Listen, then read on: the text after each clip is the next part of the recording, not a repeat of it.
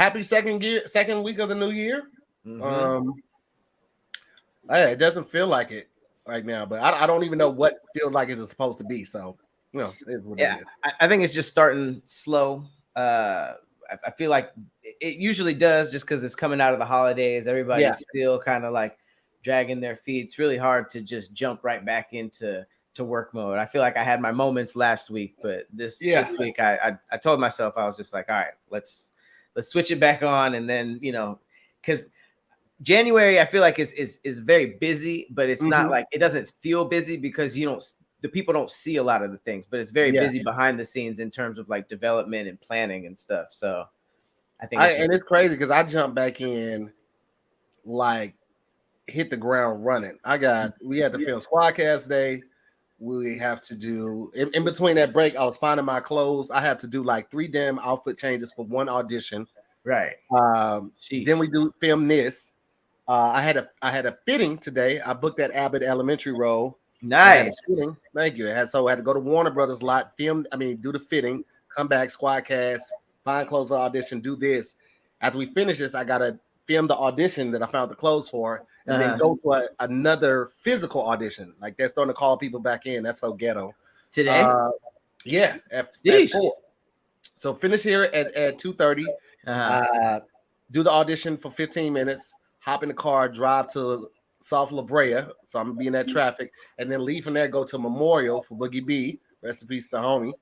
And then I got dinner plans with Brennan right after that. So it's gonna be a full ass day. That is a full fucking day, man. Congratulations on the Abbott Elementary. I said I could definitely see you as like a teacher or like a principal or something in there. It's gonna be fun. It's gonna be fun. Very much looking forward to it, man. So we working. We hit the ground working, and it's so crazy because I did that audition. Man, I probably did that audition second week of December. I think we were in Orlando, Florida, and I did that audition. And I knew they were gonna call me back because I had to use like glasses, and the only glasses I had to actually see, they were like rose-colored tint glasses I had just got from LensCrafters. So I'm doing this audition. I had to apologize in the emails like, hey, I don't normally do auditions with glasses on. These are actual, prescription glasses. All my other glasses were ruined, and I'm waiting on new contacts. I got an eye infection, so I apologize. And I just expected to hear nothing from them because because of that. And then they hit me back. I think like last week, like Friday last week. I was like, oh shit. You're like, the character has rose tinted glasses. It's your lucky day. That's lit. Yeah, man. So we here though. We out here. Big shit. That's pretty big Monday news. I feel like Monday. Do you think that your schedule has changed in the new year? Like, or have you kind of like adjusted it in terms of like setting days aside in terms of like a Sunday or a Monday, kind of like to get everything done before the wave of the week hits? I feel like my schedule has changed. I know this year what I want to do, and I've changed my mindset, which is in turn going to change my schedule. Like, I want to book a big role on something, so that's going to require me to take less opportunities to like do other podcasts and stuff like that, so I can focus on my craft and like really study these scripts as they come, and really put the time and the effort and the energy into these auditions, because the more I book these things, the more it will help me get to where I want to be. So it is just that's gonna change my schedule, because I'm not gonna be doing other things, just ripping and running, basically staying busy, just to be doing something. I'm not gonna do that. I'm gonna be focusing more and trying to stay grounded and centered more, so I can, do what I really want to do. And I put something out the other day. I'm looking for a producer to help me produce, basically help me book Word Niggas Hard, because I want to bring that back this year, and also bring back Zooming with the Homies. So and outside of that, I really don't want to do anything. Like, I don't want to do anything that's going to take my emphasis and my attention away from those 3 endeavors, like bringing back those 2 shows and becoming a real actor. Like I'm an actor now, you know what I'm saying? But I want to be a household name. So I got to start putting in the work that is going to require. So how about you? Good. It's good to like know when to save yourself, because we're just so used to like spreading ourselves thin and being like, okay, we got a chunk of time. Let me do something completely different here, or like work on this. But it is good to know when to save yourself too. I think, time management is going to be a huge thing for me this year, because I just kind of like I've learned how to multitask, and I learned how to juggle stuff so well that, I'm just stacking it when more and more things come. So I think that just between, time management and, having people, actually letting people help me, like getting an assistant and stuff like that, and really just like want to work on discipline in a lot of ways, just because I feel like the positions that, I want to go to require a level of discipline in areas that I'm not sure if I have yet. So I have to kind of like almost like train in a bunch of ways other than just, what we're used to, which is just work a lot and put out a lot, Bro, it's so interesting you say that, because this morning I was meditating on, a friend of mine hit me up and asked me what I want from the new year that she can pray for. And so I gave her what I wanted. And then she went more into detail. And I gave her those answers. Then she went more into detail. I was like, man, she's really on it. Gave her those answers.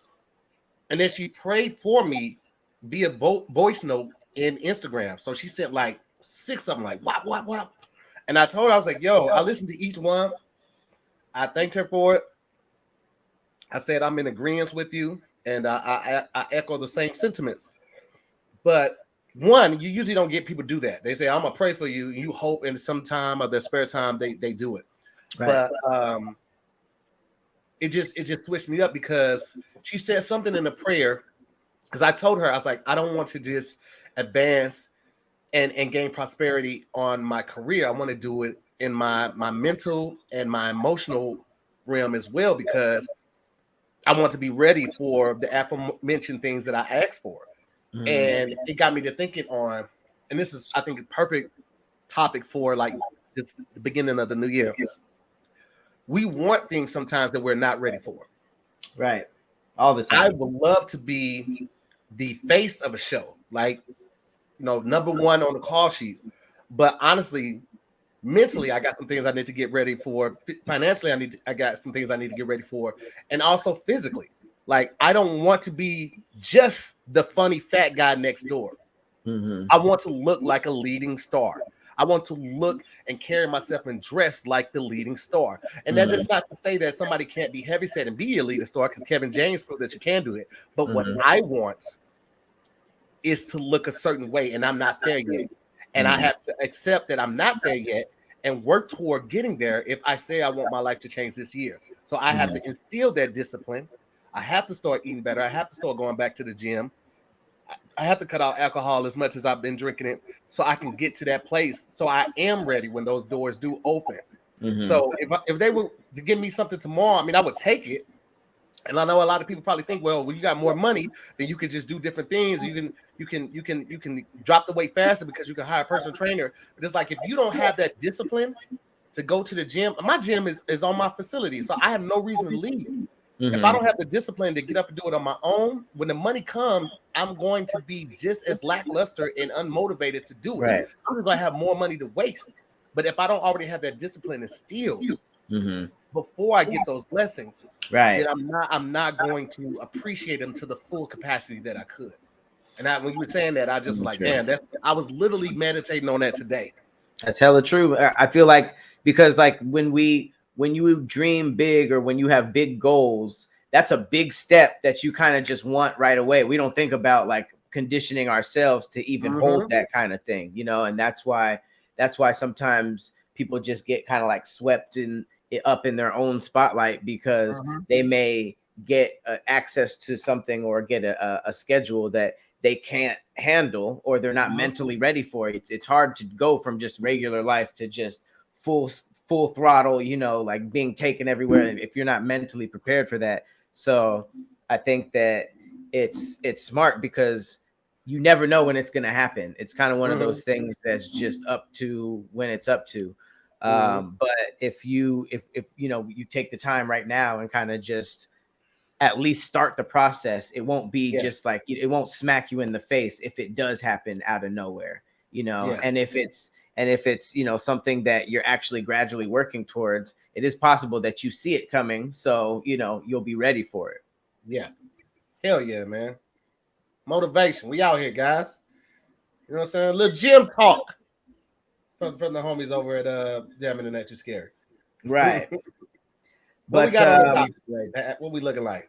Man, it's not all motivational. It is a little scary also. This is, I feel like we talk about robots taking over a lot. I feel like that's a common fear and topic of us, but we don't really talk about the other things that robots could be doing. And this is creepy in a new type of way. This headline says the world's first, quote, robot lawyer will be defending a human in court next month. Yeah. Did you check that out? Yeah.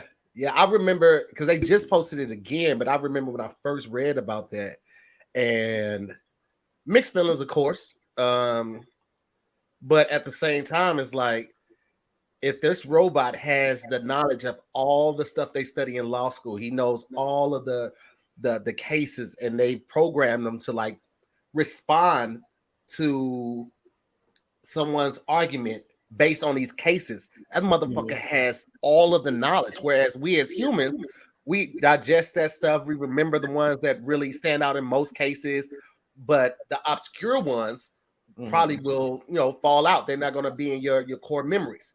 So this robot can pull everything. And that's great. I just wonder if it's going to be like just the robot, or the robot hears all the information, and as a response, somebody there that's working the robot can pick through 1 or 6 options of which way to go with the response. Well, it's it's funny because like all the reasons that you said would make the lawyer good is like perfect for information wise, but I feel like you kind of need that human like deviance to sort of know how to flip words and learn how to get certain things off, just because I feel like a robot that's designed and approved by the law would be super by the book and like super by the law. That would be the first one to tell you like, oh, you're going to jail. Like that gray area. Yeah. You're clearly guilty, as opposed to the dude who's like, oh, I can get this off, But yeah, it says that a court hearing in February is set to make history when the defendant is advised by artificial intelligence. The technology stems from the company Do Not Pay Law, founded in 2015 by a then Stanford University freshman, that was initially developed to appeal parking tickets. This nigga blew up since 2015, from parking tickets to human beings. However, this technology was designed in a chat format where the bot would proceed with questions to learn the details of your case, such as, were you or someone you know driving, or was it hard to understand the parking signs? A little sass in it. After it analyzes your answers, the robot decides if you qualify for an appeal. If yes, it will generate an appeal letter that can be brought to the courts. A similar format will be used in the February court case, but will listen to the conversations between the prosecutor and the defendant to advise its client on what to say next. The AI, however, was trained on factual statements to minimize legal liability. Okay. Yeah, they're basically saying if you go to jail, it ain't gonna be our fault. Say legalize that liability that falls back on them. My thing is that it sounds like that the robot is going to be listening and then telling the defendant what to say. So they're actually not represented by another person or their robot as far as, speaking, which is another thing I was going to bring up. Because like even on cancel court, like the charisma that you have when you're speaking to the jurors, the judge, and everybody watching and listening also makes a difference. So like if you get up there and you're suave and they can see that you also know your shit, like even if they think the person is guilty or not, they're going to lean more towards you because they like you more. You know, the theatrics does make a difference. And if it's a robot that's just up there like, Your Honor, on June 3rd, 14, at 2 p.m., my client says that he, like, that's going to be like, I don't know. He probably guilty. I feel like that makes a difference. Like, that can help sway jurors based on how much theatrics you put in your argument or your defense. I mean, think about how badly that can go if you can have a robot in your ear telling you what to say. Because okay, so here's the craziest part. The CEO, the dude Browder, he wants the robot to go to the Supreme Court to address hypothetical skepticism about the abilities. And he tweeted, will pay any lawyer or person $1 million with an upcoming case in front of the United States Supreme Court to wear AirPods and let our robot lawyer argue the case by repeating exactly what it says. We have upcoming cases in municipal traffic court next month, but the haters will say traffic court is too simple for GPT. So we are making this a serious offer contingent on us coming to a formal agreement and all rules being followed. Contact me if interested. $1 million to let a robot tell you what to say to the Supreme Court? That sounds like a setup. This is my thing. I don't remember, like, after 2 lines, you're going to have to repeat it. And so I will start off.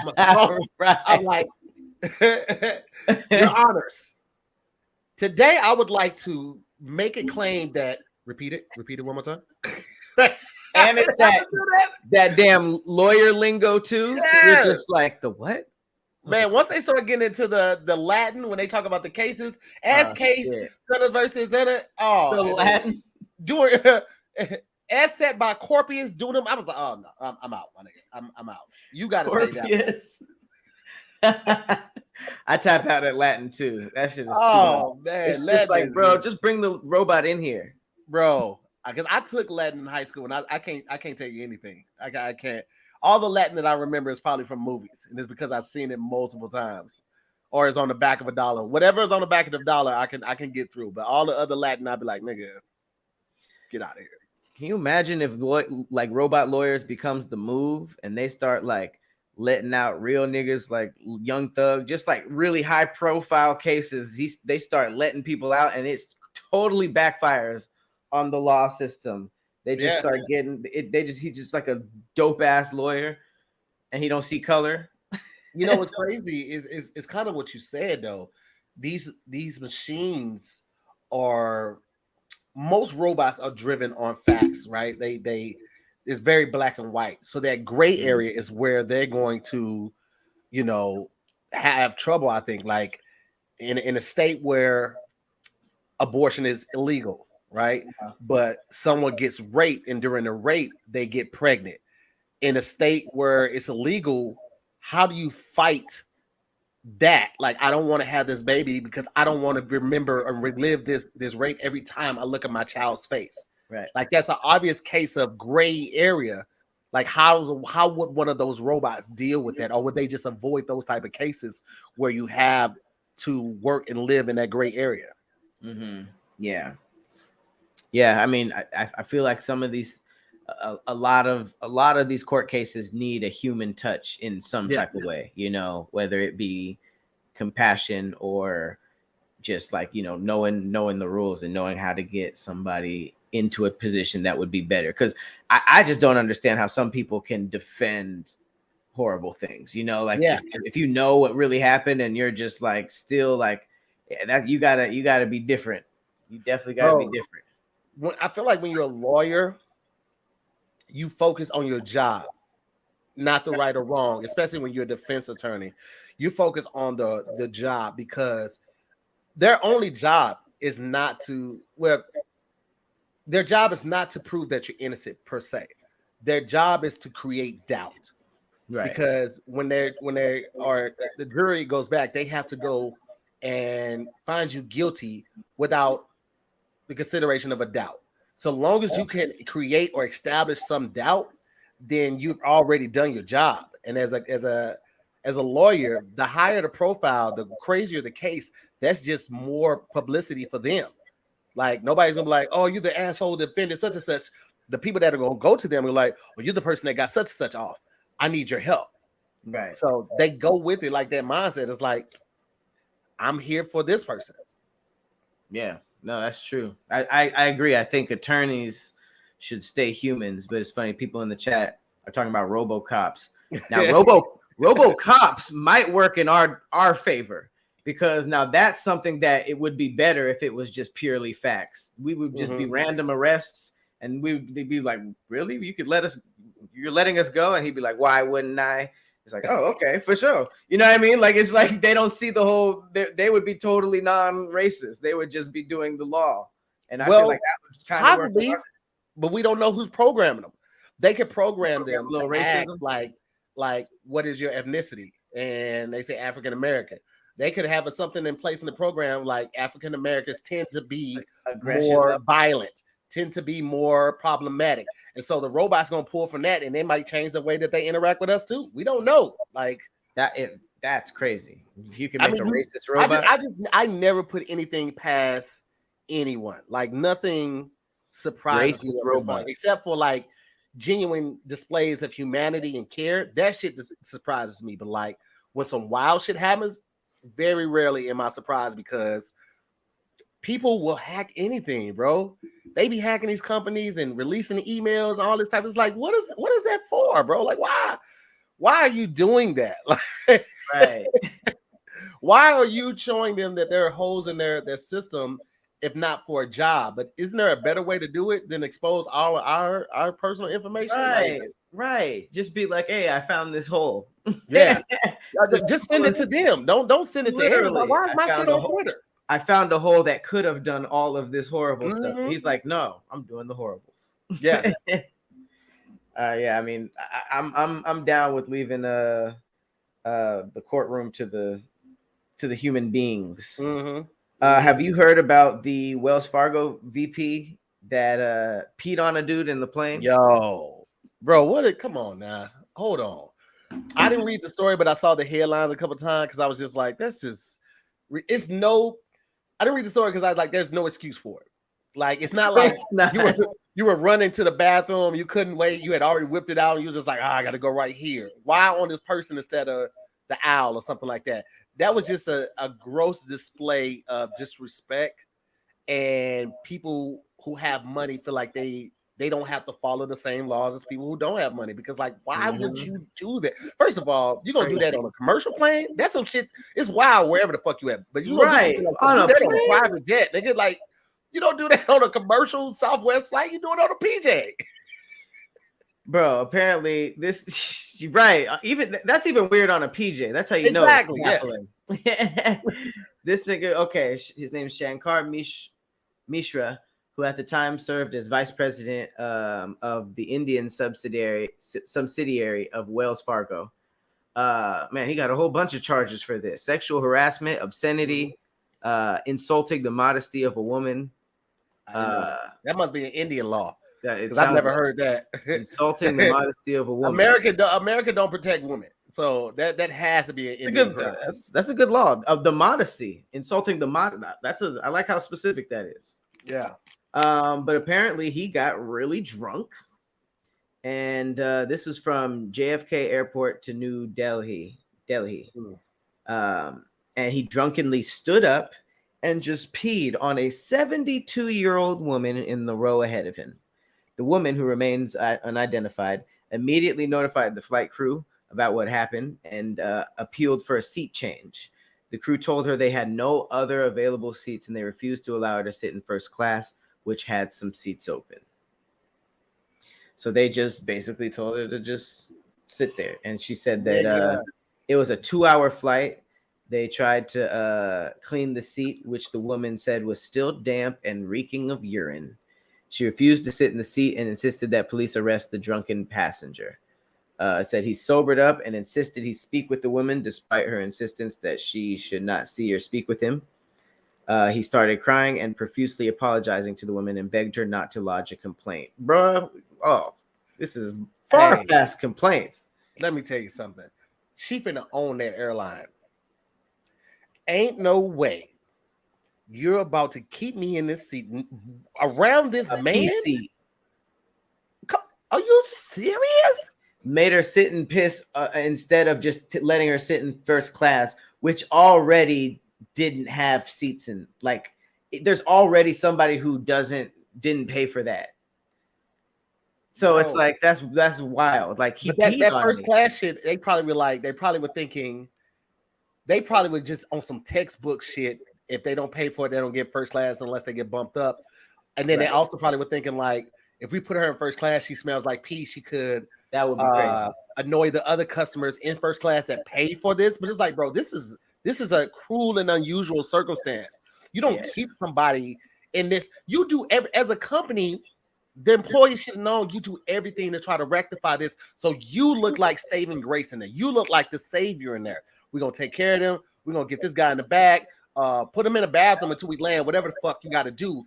But hey, you don't. why didn't he switch him? Put him in the P seat. He did it. He could have. She could have at least sat in his seat, a seat back. Oh, she finna get paid. That's insane. She finna get paid. That's crazy. Wells Fargo. You the VP of the bank? Oh, that's. You know what's crazy? Now Wells Fargo has to put out a statement. They're like, we didn't even do. But because you're associated with your man's right. That's crazy. That's drunk. That is drunk. I want to say it was on purpose that he just did that, bro. Yeah, because you don't break the seal and sober up that much. Like on a 2-hour flight, if you get on that shit plastered enough to pee on somebody, just peeing on somebody, you ain't gonna sober up that fast, bro. That lets me know that like you were a little aware of what was going on, because ain't nobody sobering up that much. Like, oh shit, I could go to jail. Right. Oh, please don't. Damn. Please don't tell no logic and play. Motherfucker, are you out your mind? All my water play has to be consensual. Water play is horrifying. Water sports is what they call it. Water sports. Ew. It really is, though. It really is. And then the fact that it said that after he finished, she got up and went to go tell a flight attendant. It's like she just sat there and took it. It's like she might have been so shocked, like she was probably like she probably hit the button like.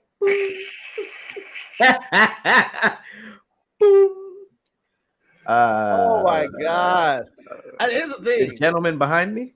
The guys, any guys in that area that saw what was going on, for them not to get up and do something like to interject and try to protect that woman, shame on you. Shame on you, man. This is an elderly woman, 72 years old.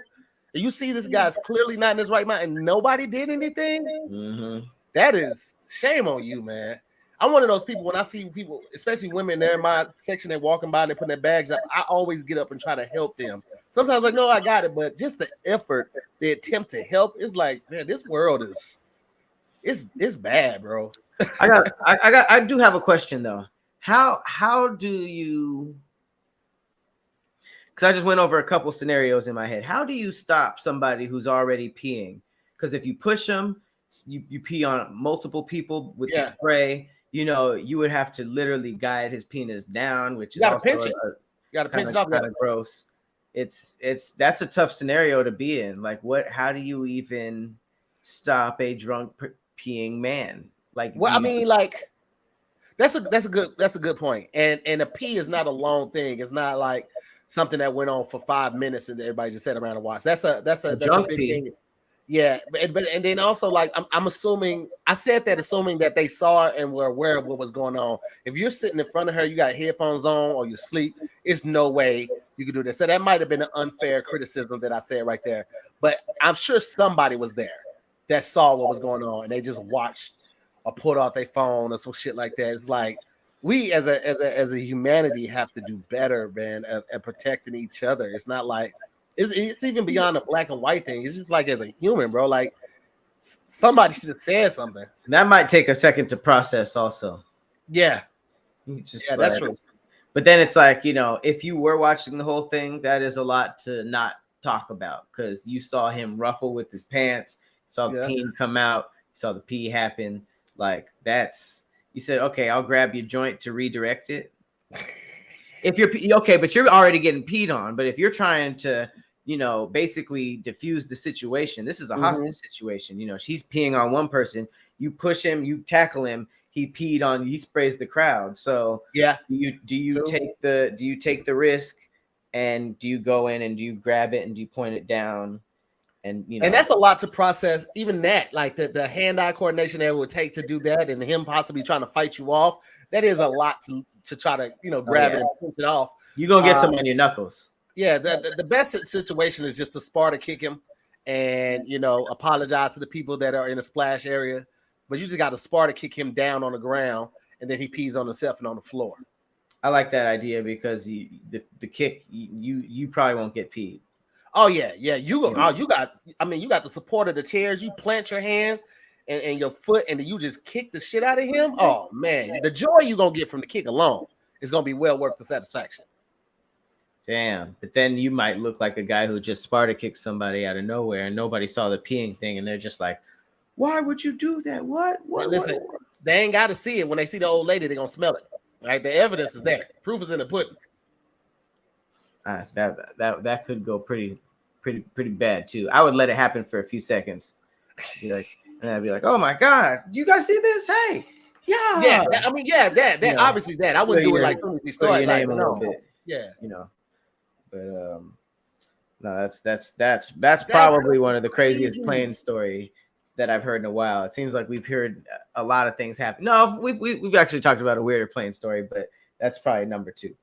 Yeah, because the guy masturbating on the plane, that was 4 crazy times too. But that's he didn't throw it on her. You know what I mean? But it's still wild that he pulled it out. Like you couldn't wait. And they said I think it was like an hour flight. Hour and a half. Yep.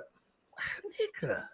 That was. I mean, he did it 4 times. It's pretty crazy. Yeah. I don't know what he was on. Speaking of wild shit going on in the sky, though, there was a pigeon with a meth backpack that was caught sneaking meth into prison yards by the prison guards. It's actually a pretty cool thing. He's here we go, spreading them. Wait, there it is. Spreading the backpack open. But there was a pigeon that was located at the Pacific Institution inside the walls, and it appeared to have a small package, sort of like a backpack. And the official said, from my understanding, it was tied to it in a similar fashion, like a little backpack. They moved in, they had to corner it, and they said you can imagine how it would look trying to catch a pigeon, but they finally did, and it was meth. Courier pigeons has been a reliable thing for a long time, and apparently it's still going, but they got into drugs. Wow. That's just like impressive. That's so impressive. You got to just take your hat off to shit like that every now and then. It's like, man, you taught a pigeon to deliver drugs? Bro, that is prison. That's new. That's new. Again, if people use their powers for good, this world will be such a better place. You're already bridging the gap between the old and the new, using the pigeon as a courier service. Why not use it for good? Why don't you get that pigeon to deliver some insulin? You know what I mean? Like some syringes. Like, why are we doing like meth? It's just use your powers for good. Because technology. That's true, because you taught the pigeon to do all of that. It was somewhat successful until it got caught. And then the next thing that happened after that was you either did or sold meth. That's the only 2 things that happened after that. Either you just did that incredible stunt of nature and did meth, or you just sold it and got a little bit of money. But that's just not worth it. That seems like you could be doing a lot much cooler things. I would want snacks. I just every day something new, man. Every year the world advances. And man, I don't know what to say. That's so crazy. Out of all the stuff that you could Insane. do, now you locked up. You can't spend none of your money. You can't do anything. You can't watch football, anything like that, because I mean, this is an exciting time. All right. The NFL playoff picture is locked in. And my go-to place for wild card round action is DraftKings Sportsbook. Okay. An official sports betting partner of the NFL. All right. To kick off the road to the Super Bowl 57. New customers can bet just $5 and get 200 in free bets instantly. Plus, all new and existing customers can get a free no sweat bet each day of the wild card round this weekend. Just place any NFL bet, any team that you root for, whatever your team is, any NFL bet of your choice. And if it loses, you'll get a free bet it back up to $10. Okay. Free bet it back up to $10. Action so good. Why bet NFL playoffs anywhere else? If you're big into sports betting, you know it. You know your team can do it and go all the way. Why not make some money while you're enjoying that football game in the comforts of your own home? All my Steelers fans, Cowboys fans, I don't know why. It's been like 10 years. But regardless, I get it. The fandom, the support, the loyalty to your team. If you really believe in it, bet with DraftKings, okay? Download the DraftKings Sportsbook app and use the code DIYS. New customers can bet $5 on the NFL and get 200 in free bets instantly. Only at DraftKings Sportsbook with the code DIYS.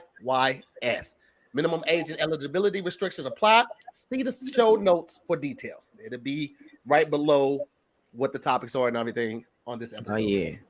DraftKings is low key so fun. I was doing I was playing that and not really watching football like that. I remember at the All Def office, we were all playing fantasy football. I would just choose everything in DraftKings, and then I would just like literally just not watch, and then come back the next day and be like, "Oh, my team's killing it." Hey, man, it's kind of like the lottery, you know what I mean? Especially if you don't watch it, it's really like the lottery. You don't know if you're gonna win it to the end and all of that. So speaking of lottery, right now, I think Super Lotto is over $1 billion. That's insane.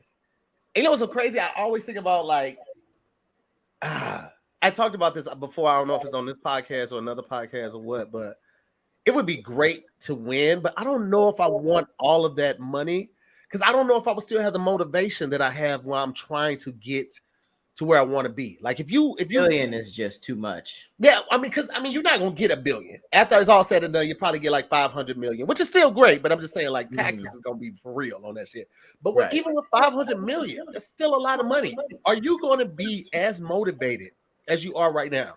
You're a creative, so I think that you'll probably still put out music. You probably still do your sketches, but I don't know if you would feel the need to do it every day. The need would definitely go down, but I think that especially if it came that sudden, I think people like us we would still do a lot of the things we want to do. Our resources would just be, we would skip the line in terms of like the waiting process and like the approval process. So I do think that would be like a good thing, but I do think that that's also just too much money to just throw at a person. I feel like that's $1 billion is a lot. Like I think that there should be just a shitload of small, like winning the lottery should be $400,000 or $500,000. That's like enough to change your situation, the people around you, and I don't know, because that $400,000 or $500 they're gonna tax that too, so you're not gonna get that unless it's set up in place to where that's the max even after taxes. But if that's what you're gonna get after taxes, I guess with taxes, walk away with like 300,000 and shit. With taxes, more than that on their house. Maybe $1 million, because I feel like even after taxes, if it's something that you're playing lottery in terms of desperation, I feel like that would fix your problem. And if you're just playing it just casually, I think that's like a good little chunk of change. But everything after that, I feel that's a lot to put on people. Like there's like a huge suicide rate for lottery wins. There's like I definitely feel like it should be some stipulations when accepting a certain amount of money. Like they should have a list provided to you for you of financial advisors. And I know that's not their responsibility, but it's like you can't put out that disclaimer of like be responsible when gambling and giving people that type of money and not trying to provide them with some outlets too. Like I feel like you should definitely have that and give them a list of drug rehabs too, because you never know. Somebody that hit the lottery might be a meth addict. You know what I'm saying? They had an extra $2, played the lottery, you know, and now they're gonna spend 500 million on meth. It's like, nigga, invest that back in the community. Nigga, create some jobs or go vacation.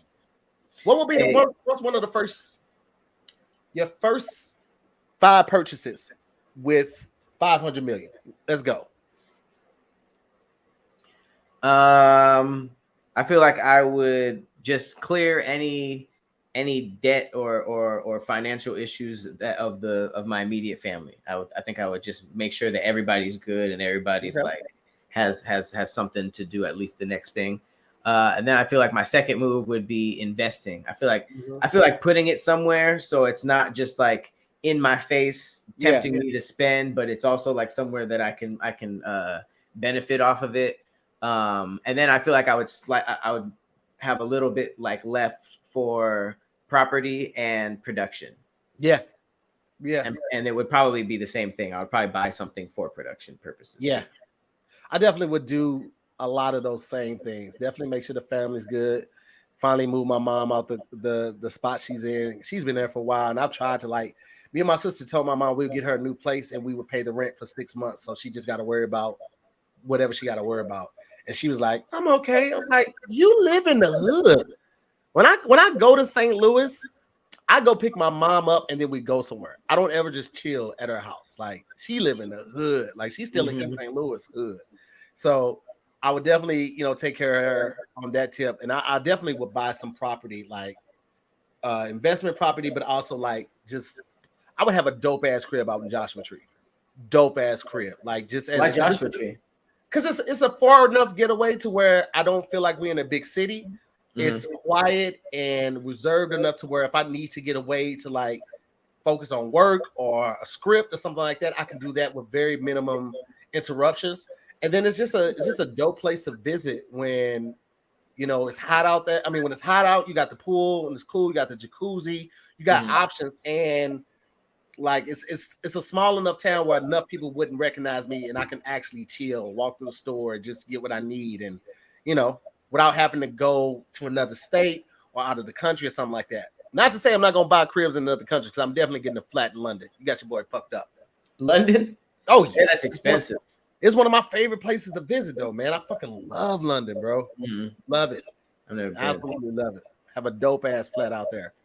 But yeah, that investment properties, and then buy something to where we can create a small studio where we can shoot at and also rent out the space for other people and all that type of stuff. So yeah, I definitely would do that. I mean, it's good to know that we would be smart. Yeah. All that jewelry and all that shit, man. I don't need that. I'm so thankful I don't have the mentality like I have to stun on niggas and shit on niggas like that. Like, that just it's super unproductive. And also, like, I feel like the same way I feel when you have a platform, you should be responsible for not just entertaining people but educating them as much as possible, the stuff that you are well versed on.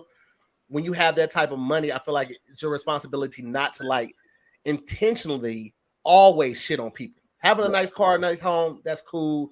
If you want to show people, that's great and all that type of stuff. But like the constant reminders with jewelry and just throwing money up in the air and all that shit, I know it seems like just stunting and it seems harmless, but it's like, to a motherfucker that has to decide next week whether they're gonna get a bus pass or they're gonna buy food, buy groceries, like that's insulting. You know what I'm saying? It's not like your circumstances put that or affect their circumstances, but it's just like using decorum, man. Just I don't know.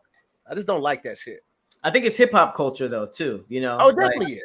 Definitely is. I mean, obviously the rapper and just like we just learn how to shit on the next person. But I think a big thing with hip hop culture that's also a little poisonous is I think that we glorify having money at like teenager 20s, and that's not only is that like very, very, you're very, very lucky or hard to come by. It's also not, I think that's not like a good idea. Yeah. I think that if it would be so much better if we glorified like grinding through your 20s. And then if you're lucky to have money in your 30s or your 40s or even your 50s, and then how you can enjoy all those things after the grind. But it just sucks that our culture makes it so like it's like if you're not a millionaire by 22, you fucked up, you know. And that's I think that's tough because, you know, there's a lot of things that I think about where I'm just like, man, if I was 22 and I was in the same scenario, I'd be dead. If I was dumb and like, you know, there's too much freedom and there's a level of freedom and a level of access that it's just you have to be ready for it. It's kind of like what I was talking about at the beginning of the show. Like, I got an inheritance in 2010 and blew through that shit so fast. Didn't think about taxes because I didn't know about taxes. I didn't know about money. So I blew through that shit. And the first time I did taxes after that, I owed $17,000. It was like, God damn, why? How y'all know about this? Right. No. So it's like, I'm in a better place now, financially sound, to know what to do with that type of money. And that's why I think we both are, when you said investments, like that's something else I would definitely do. I have a crazy portfolio.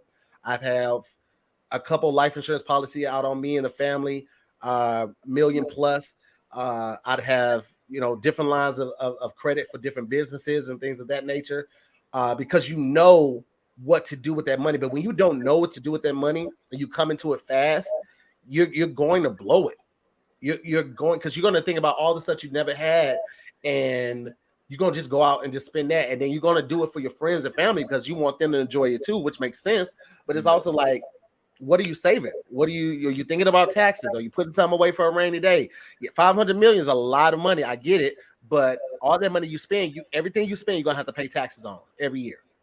You know what I'm saying? Even with the investment properties and the houses and stuff that we want to get and acquire, got to pay property tax on that. And you know what I'm saying? Like, so if you paying $200,000 in property tax because you got all of these different properties and you're not like renting something out for the investment, that's all money that's coming from your savings. And after 10 years, you look up and now you only got, you know, 1.5 million or a million or less left because you weren't thinking about that type of shit. That should have fucked with you. That's crazy. Yeah. A lot of people, I mean, they're right in the chat. We don't get taught financial literacy at all. You know, we just get taught a weird gray area between get money and save your money. You know, I saw one school system was about to start implementing that in high school. I forgot where it was at, but they said they're going to start a financial literacy course in high school for high school students. And I'm so happy, and I hope the rest of the country gets on board with that, because I mean, we've all heard the stories that I went through it. You know, you get in college, you don't have any money. Bank of America is on your campus. They talk about sign up. They give you $200 or $500 to sign up, and they'll give you a free credit card already loaded. And you get that card, you don't read the fine print and realize that your APR is 18%. So now, like, true story, my little cousin, bless his heart, just got a Silverado Denali. He got the bells and whistles on the shit. Never asked for the APR, right? He got a credit card. He paid for the down payment on his credit card. Didn't know his credit card's APR. Now, after 2 months, I think he might have put down like $1,500 down, and after 2 months, is at like $5,700 what he owes. And it's like, you didn't ask your APR. He's like, I didn't. My sister asked him, like, what's your APR on your credit card? He's like, what's an APR? You don't know what you don't know. And these people prey on the innocent and the feeble and the ignorant, and expect them to continually follow in these financial pitfalls. And this is how you get in debt for the rest of your life. He traded in his car. He was already upside down on the car he traded in, so he didn't get enough to even pay it off, and he didn't have enough to really put down on it. But it's like, they were like, oh yeah, we got this sucker hook, line, and sinker. So they're gonna repossess the car probably. He ain't had it not even 4 months, so they put that right back on the lot and sell that to somebody else, and now he's in debt for the next 10 years. That's tragic. I mean, I just straight up did debit until I was 30. Yeah. I didn't even look, because all I heard about credit cards was like how it could mess up everything, and I just didn't know if I was ready for all of that. So I just straight up did debit. And then once I realized, like, okay, rewards, and once I realized like rewards and like memberships and all that kind of stuff, that's when I was like, okay, I'm doing enough of this stuff to start doing this, but I just played it safe. Just debit. Amex are getting niggas because like they'll give you a card, even without the black card. You can get a card with if you pay on time and all that shit. They'll just keep raising your limit every 6 months, and you'll look up and you got a $20,000 limit, and they'll let you spend all that shit too. But with Amex, they've changed a little bit, but still, like if you don't pay off the entire balance every month, that interest goes to 18%. So they'll give you all the money you want. They'll let you hang yourself. You know what I'm saying? Go buy that shit, baby. Have a good time. Right. But if you don't pay that shit back, nigga, 18% and higher. 18% is crazy. It is fucking insane. Jesus fucking Christ. insane, bro. But you know, financial literacy. Yeah. Right? Make a damn rap song about it, somebody. I know, right? We need, you know what we need? We need another Schoolhouse Rock. I feel like if it wasn't for Schoolhouse Rock, I wouldn't know what the hell a conjunction was. I wouldn't care. They basically broke all that shit down to me. So yeah, they did. A financial junction or whatever. You know, we love songs. People love songs, catchy things that they can remember. And it helps people remember. So I feel like a lot of students would have did better in school had the curriculum and the lesson plan been somewhat formatted for that. Like to sing a song or remember it. Because that's like when you try to remember a fucking formula, a math formula on a test. All right, but if you had a little jingle to go with it, man, everybody getting A's, baby. We out here. All you need is just a little cute character. It can be a little credit card with a face. Instead of the bill, it could be a credit card singing about APR. I'm just a credit card with a high APR. Bars, nigga. We out here. All right, well, man, it's about that time, ladies and gentlemen. We appreciate y'all popping up, man, and having a good time with us as usual. As I said earlier, I got a crazy day, and I'm not even halfway done, so got to stick to the time limits on this one and the time constraints, man. But thank y'all so much for pulling up again, Scary Squad. We know you love y'all. Rewatch Mob, shout out to y'all as well, and everybody just watching and listening to the podcast out there. We genuinely appreciate you guys. You are why we do it and why we are able to do it. You guys listening and watching every week. Also, Happy New Year for those that didn't hear last week. Happy New Year to you guys. 2023, man. It is what you make it. You know, it is what you make it. And you have not faced any objective that was bad enough or so horrible enough that you were not able to make it through because you're still here right now. So long as you're still here, still fighting, keep going. Sending you guys all the positivity that we possibly can. As always, I'm Tahir Moore. I'm Patrick Cloud. We'll see you next week on another episode of Damn Internet. You scary. Peace, guys. Later, guys.